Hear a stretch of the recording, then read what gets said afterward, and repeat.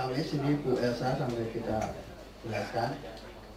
Ketua Komisi 2 DPR Agun Gunanjar Sudarsa dalam diskusi EKTP bersama kuasa hukum M. Nazarudin Elsa Syarif di Gedung DPR RI Jakarta, Kamis 19 September menegaskan, Komisi 2 DPR RI yang terlibat langsung dalam membuat kebijakan dan regulasi Kartu Tanda Penduduk Elektronik atau EKTP mendukung diusut tuntas terjadinya korupsi dan markup anggaran pembuatan EKTP tersebut. Politisi dari Partai Golkar ini menambahkan, Mendagri Gamawan Fauzi dalam rapat kerja dengan Komisi 2 DPR beberapa waktu lalu pernah bilang akan mundur jika ada mafia EKTP.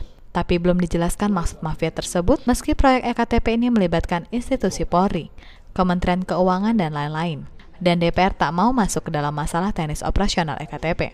Masalah teknis operasional termasuk perusahaan, keuangan, teknologi EKTP, dan sebagainya menurut Agun semuanya diserahkan ke Kemendagri. Agun menambahkan khususnya EKTP ini, DPR hanya meminta agar DPT atau daftar penduduk potensial pemilih pemilu itu akurat untuk pemilu 2014. Ketua Komisi 2 DPR ini berharap per Januari 2014, seluruh penduduk sudah memiliki EKTP.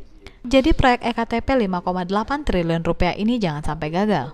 Jika DPT sudah akurat menurut Agun, maka pemilu 2014 diharapkan berlangsung jujur, adil, demokratis, efektif, dan transparan, dan kasus pemilu 2009 tidak terulang di pemilu 2014. Ini penting sebab kalau memasukkan atau entry data EKTP ke dan D4 itu salah, maka berakibat amburadulnya DPT pemilu 2014. Kuasa hukum M. Nazarudin Elsa Syarif menegaskan, jika memang ada markup dan korupsi anggaran di proyek EKTP tersebut, markupnya sampai 49% dari total anggaran 5,8 triliun rupiah. Bahkan sebelum proyek itu ditetapkan, sudah berlaku sistem ijon, di mana 5 konsorsium perusahaan yang mau tender diminta membayar masing-masing 50 miliar rupiah, sehingga menjadi 250 miliar rupiah. Ini artinya, korupsi dan markup dalam EKTP ini serius, bukan mimpi. Elsa mengungkapkan, jika Nazarudin terlibat dan terima uang, demikian juga oknum pemerintah yang lain. Semuanya memiliki bos-bos, ada 3 bos.